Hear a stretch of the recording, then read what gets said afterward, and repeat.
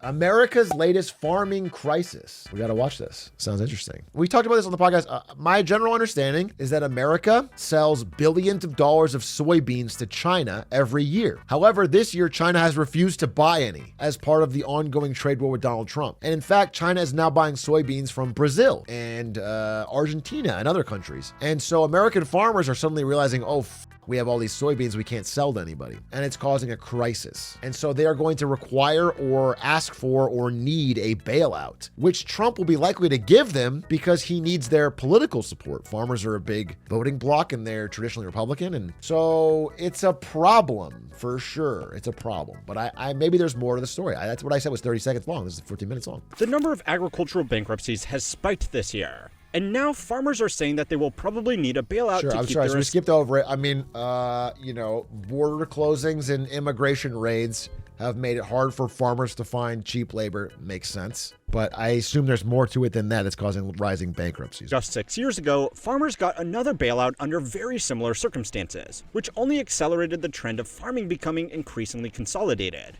Big farms get bigger assistance packages and can take bigger risks knowing there is a bigger chance they won't be allowed to fail. Right. But today, the conditions are worse. By the way, we just love that, don't we, folks?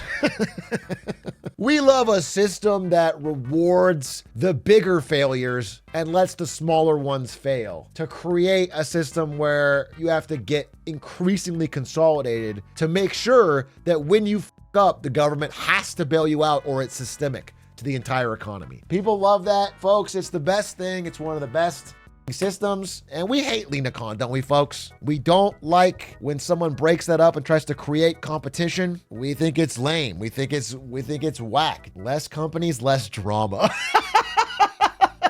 Somebody who wants a monopoly in every industry because he doesn't like the drama. I don't want Pepsi and Coke fighting. Okay, it's drama. Let's just calm down and have one soda company locked in. As the fallout from the Trump administration tariffs continues, there is talk that the administration might fund a new bailout for American farmers. Even during good times with minimal disruptions... You know what we should do? Tariffs aren't making enough money to pay off any amount of our deficit. The deficit's massive and the tariff income is relatively small. But if we were to tariff all goods in America, we could probably make enough money to bail out the people that got burned by the tariffs.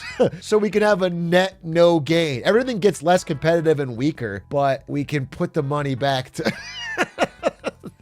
That's great. That's such a perfect plan. According to the latest data released from the U.S. Department of Agriculture, 86% of farms operating in America were classified as small family farms. Okay. According to the USDA's reporting criteria, a small family farm is an operation that generates less than $350,000 in a year, but makes more than $1,000 a year. Okay. The hurdle to classify as a farm is so low that things like Christmas tree lots and even large vegetable gardens at farms...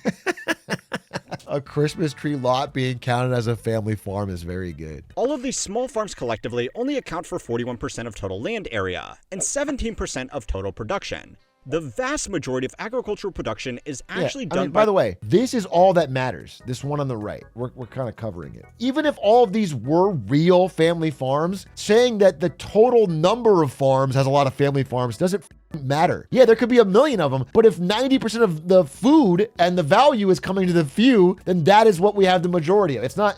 What a stupid thing.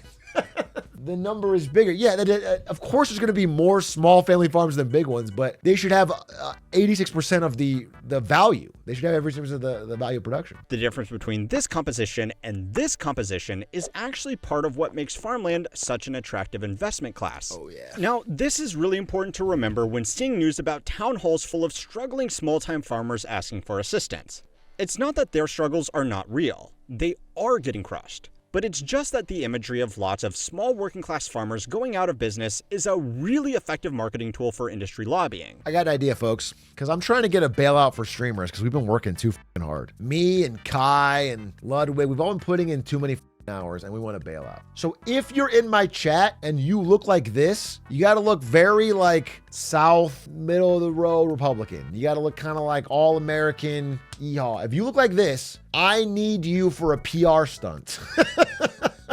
I need like 50 of you so we can march on Washington or on an elected official and be like, bail out our streamers. Well, I'm a hard-working American. I want to watch a Big A clip after work, and he's putting in too many hours. And so we're gonna put this together, okay? And we're gonna storm the Capitol, probably. It depends. People don't care if Old McDonald's Incorporated Real Estate Investment Trust has a bad quarter. But those same companies are banking on the fact that politicians do care about the optics of thousands of family farms closing down. And since that's technically the majority of the industry, the big players can always count on government support coming through. Right. Ultimately, most of the benefits of that lobbying will flow to the largest producers, which are not the same people currently voicing their concerns in town hall meetings. If anything, the industry giants will probably use this financial relief to further consolidate this industry, making it even harder on these guys. Great. Oh, and of course, some of you are probably already pointing out that even these small family farmers are not faultless either, and we will get to that later. But first, it's important to understand the 4 major problems all hitting agriculture at the same time right now. Yeah, I mean, I want to say that, okay, I first of all, I fully agree this is what's happening, and I agree that this is negative and everyone's pissed about it. And I agree that government bailouts that primarily use small family farms as the image and then flow to the large private equity owned farms, I get bad. However, at the end of the day, you still have to make food in the country. And so they're probably going to require a bailout only because the tariffs have been so stupid. If they go under, even if it's the big factory farms, if they go under, it's still really bad because we have to produce the food. It's just we cannot let everything fail and then import it. The problems of the bailout are a very bad moral hazard, and it's bad. I don't support the bailout at all, but I also understand that we've created the conditions where they're already going to fail. They're going to fail because of the situation that we're in. Every year, around 20% of the food we grow is sold abroad to markets mainly in Canada, Mexico, and China. The same countries that we have been pushing hard with trade wars. Dude, isn't it so badass? Sold abroad to markets mainly in Canada, Mexico, and China. Isn't it so cool that we said, let's not just have a trade war with one of these countries. Let's have a trade war with all 3 and the rest of the world simultaneously. That way, nobody can be on our side. That way, we have nobody. I think that's so based. It's so badass, dude. What a smart idea. Instead of picking your battles and trying to focus on the one that matters the most, just going in all directions so that nobody at all wants to have good, favorable terms of trade with you. I think that's badass. I think that's so sick. If there is one thing that these governments absolutely will not fuck around with, it is making sure their people get fed. Yeah. There's an old adage that even the most stable empires are only 3 missed meals away from chaos. And most world leaders understand this deeply. If they want to keep their jobs... Bro, here's the modern day version, dude. The most stable empires are only 1 TikTok outage from revolution. In 2025, if social media goes down for a week, things are on fire, bro. Let alone if they're eating. I mean, we can always eat Feastables. That's always going to be available. Mr. Beast provides. But if we can't watch Mr. Beast videos, it's over. A report by Bloomberg Law found that the biggest cause of the current wave of bankruptcies is frozen government programs that farmers were counting on for their continued operations. In total, dozens of programs have been frozen, with individual operators reporting that they already made the investments to qualify for these grants, and only after the work was done are they being taken away. Great. According to the industry group NSAC, over 30,000 contracts in total are being withheld indefinitely. This alone is not great, but it gets worse. This wasn't a cost-cutting measure. Government funding for farms is actually increasing with a range of new incentives. It's so annoying. It's so annoying. I'm so annoyed. I'm so annoyed. I'm so annoyed because I'm actually so easy. I'm such an easy grader. If you do some stupid shit and you cut a program that is absolutely invaluable, but you're like helping reduce our obscene deficit, then I more than anyone will go, hey, you know what? This is really stupid, but at the very least, we're helping getting our finances in order. Our deficit is unsustainable. But what is happening, especially this administration, is that not only are we cutting things that worked, but we are spending more. The deficit is up. We've cut 1 million things and the deficit is up. It's crazy. It's crazy to have no progress on either thing. I can't it's like such incompetence. So a lot of people have been quick to point out that the current farming crisis might just be another example of people voting against their own best interests. The current administration didn't exactly hide their intentions to pursue tariffs and cut government programs during their election campaign. And yet, farming-dependent counties I'll overwhelmingly say this though, most people aren't as generous as me, I guess, but I don't blame someone who went through, I blame them more now than I do before the election. I don't blame them for thinking it would be different, but I blame them for sticking with it when it's not different. That's my thing. I do not blame you because first of all, politicians say a lot of shit. Trump says a lot of shit. I think most of these people thought Trump would be, first of all, a lot more like Trump term one, which is a lot more talk than action. Trump barely got anything done term one. He just cut taxes on the rich. I can totally see that. Plus, inflation hurt everybody, and they could have easily blamed that entirely on Joe Biden, which I don't think is fair, but he's part of it. And I could just see them voting the way they did. I don't blame anybody begrudgingly with that. But after the tariffs are becoming such a problem for your business, it's frustrating to me that they keep saying like we read an interview during Lemonade Stand with some of the farmers who were saying things like they really thought the tariffs would just be a bluff. The tariffs are just a negotiating tactic, and they still think that, some of them, and he's going to get rid of them. They still think the tariffs are going to be like temporary. They're just going to get, and like that is at this point pretty crazy. At this point, at this far along, like they might be higher or lower based on the negotiation, but there is going to be these global tariffs. Like that's now like a core part of his strategy that he's talking about so much. And it's frustrating to see people still not realize how bad this is getting for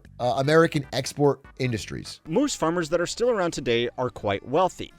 In a lot of regions, they are making far more from the appreciating values of their land than they are from the crops that they grow on that land. That's crazy. According to a report by the USDA, croplands have increased in value by an average of $270 per acre within the last 12 I months. saw this like 5 or 6, 7 years ago because Bill Gates bought like the largest amount of farmland any private individual owns, and he did it as an investment.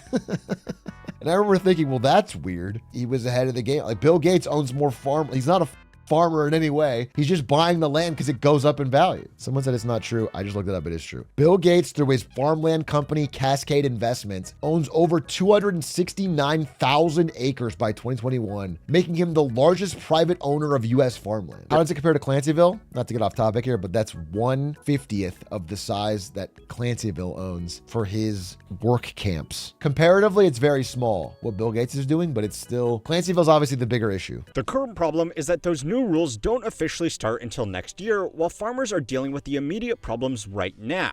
This is why so many in the industry are asking for short-term support, because if they can survive to next year, This is crazy. So our increasingly consolidated farmland has become mainly a land speculation vehicle where you kind of farm as a side thing with government bailouts while you wait for your land value to go up. You're not even really farming. And the reason you benefit from this administration is because they will increase the bailouts and then reduce the taxes when you sell the land for millions. And that's what you want more than you care about the day-to-day realities of the farming. That is awesome. according to the Government Accountability Office, just 7% of farmers received 63% of all the financial assistance between 2019 and That's crazy. That feels very corrupt. That feels very inside baseball. Somebody knows somebody. Most government programs intended to help out the idealized small family farmer end up helping out big agricultural businesses even more. I see. The few actual small family farms that are still holding on are inevitably going to find it hard to compete with these kinds of market dynamics, but their struggles are a really good way to keep those benefits coming. There is an excerpt in the book Catch-22 that has become popular in response to this evolving crisis. His specialty was alfalfa. He made a good thing out of not growing any. The government paid him well for every bushel of alfalfa he did not grow. The more alfalfa he did not grow, the more money the government gave him. And he spent every penny he didn't. Dude, I can't wait for this to be true for 4.3 billion tons of soybeans next year. Where the government is going to be paying massive soybean factory farms to not grow soybeans because they f***ed up the one contract they had with China that they can't sell to anymore. So we're going to bail them out for sitting with empty soy fields. At least we'll have fewer soy boys. Although we were exporting it to China, so weren't we making them more soy? Wouldn't that be a strong thing? Larger, more institutional farms can also afford to spend more on lobbying, which is why they have slowly become one of the best funded voices in Washington. Oh, and there is one... This is the problem, bro. My industry doesn't have enough lobbying. We need streamers to band together and put some money in to lobby. If Dan Clancy can be our guy in front of Congress, then we can finally turn this shit around. Matt Pat, we need Matt Pat to get out there and start lobbying. I'll lobby on your behalf. Thank you. That's good. Now, the one thing is missing is that we need to somehow make this part of every American's 401k. Then the cycle will be truly complete. Once we've made a huge systemic problem, then put it all into one or two duopolies, then we can bail it out on the public. That'll be great. Then once we all own a piece of it, so when it actually does fail, we all pay instead of just them. That would be perfect. That would be awesome.